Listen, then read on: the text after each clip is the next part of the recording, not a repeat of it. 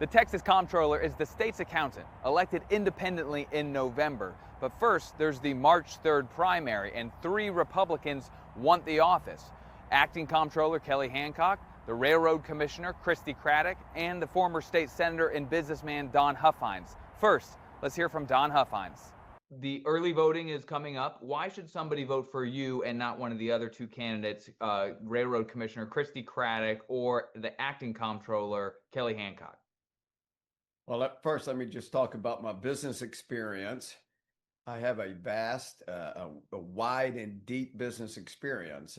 Been in commercial real estate since I was in college and one of the largest developers in DFW, but I've also done a lot of other industries, whether it's the oil and gas industry, home building industry, construction, and in the last few years, a lot of venture capital. I think that's extremely important that we have a comptroller that's really deep in business and can bring the private sector mindset to the government sector. And my motto in business is seeing beyond the obvious. But there's other reasons also, and first and foremost, let me tell you that I'm the only candidate that's actually doged a state government. I rooted out the fraud that was going on in Dallas County single-handedly in a countywide organization. It had a countywide elected board at a county, spending way over $100 million, 2,500 employees, and then it took me 2 or 3 years, but we realized they were stealing millions of dollars from Dallas County taxpayers, and NBC5 was the only ally I had in that investigation. You guys did a great job at NBC to help me. It was a lonely fight. It was just us, and got them. And we got 6 people put in prison, including the mayor pro tem of the city council of Dallas. And then what closed them down with the legislation I got done. And it was really difficult to get all that done. And there was the largest takedown of government agency in modern Texas history. And they were stealing millions. So the point is, I was doging before anybody knew the word doging. And this give you the scale. Texas spends in 10 hours what that group spent in a year.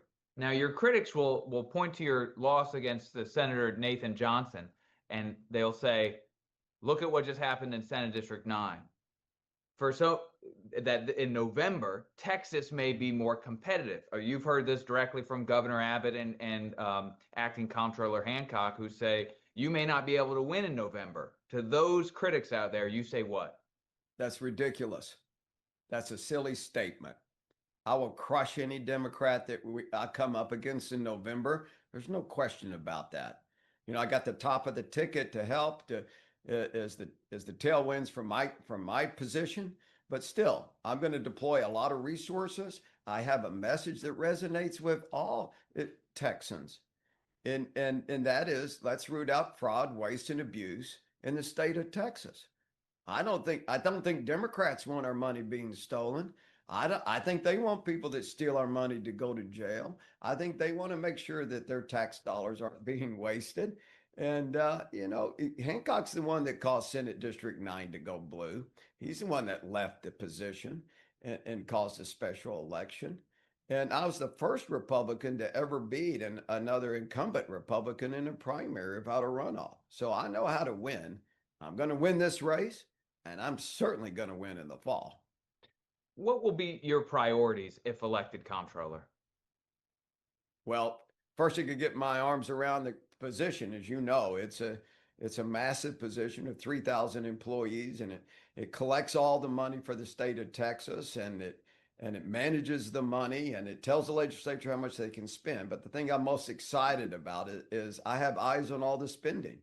Phil, we're spending over $500 million a day. Every day. It's $350,000 every minute. And I'm a businessman, and I'm telling you, like and people run their own budgets in their home, a dollar we don't spend is a dollar we earned. And I'm going to just make sure the money's being spent properly.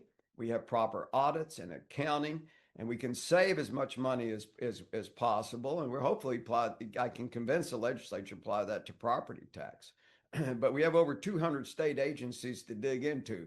So there's a lot of looking, and I'm going to be doing a lot of looking. I have 600 auditors, and I plan on turning many of them loose to audit government and not businesses. And Governor Abbott has endorsed your opponent, Kelly Hancock.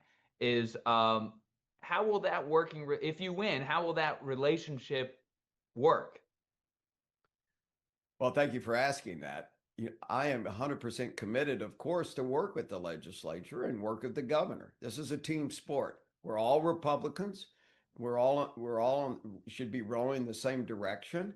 I don't think the governor doesn't want fraud, waste, and abuse in the programs. I'm going to help expose that, work with him, and I'm excited at that opportunity. And also working with the members of the legislature. I was in the Senate, so I know many of them, and many of them have already endorsed my campaign. Of course, with every conservative organization in the state of Texas is lined up behind my campaign. We've got great endorsements across the board, whether it's Ted Cruz and even Charlie Kirk before he was murdered. He personally endorsed the campaign, and now Turning Point USA Action PACs endorsed the campaign. I mean, I've got the Republican Party behind me, 75% of the SREC, and so many other great patriots and great organizations. And that's why we're going to win. And I just say this: they're endorsing me because they know they can trust me. They know I'm going to do what I say I'm going to do. And I'm not looking for a new job. I'm the only candidate, the only person in the state of Texas in history, according to the Secretary of the Senate, that never took any money from the state, from the taxpayers, no pay, pension, health care, per diem, no nothing. I'm going to do the same as comptroller. So it's imperative that we do have eyes on our spending, and someone that's a tiger for the taxpayer. That's me. On school choice, there's been a debate over whether to allow many Muslim schools into the program. The governor has designated the Council of American Islamic Relations a terrorist organization. There is a lawsuit going on under that. But what is your position on that issue? Should Muslim schools have access to the school choice voucher program that will be under the comptroller's office? Well, no school that promotes Islamic terrorists should be admitted to the to the school choice program. And if the governor has declared CARE and Muslim Brotherhood terrorist organizations, any school that's affiliated with them definitely 100% should not be participating with taxpayer money. What would be your priorities rolling out that new program? Well, it's just to make sure we communicate it clearly to all Texans what's available, what's the program offer, why they should sign up or not. This is a program that's going to give competition to our government schools, and it's going to make them a lot better. I'm a free market person. I believe in the free market and millions of people making their own decisions about what's best in their lives. And that certainly means education. It lowers the price and increases the quality of everything. And I am excited about having the opportunity to manage the program and to encourage people to do what they think's best for them and their children.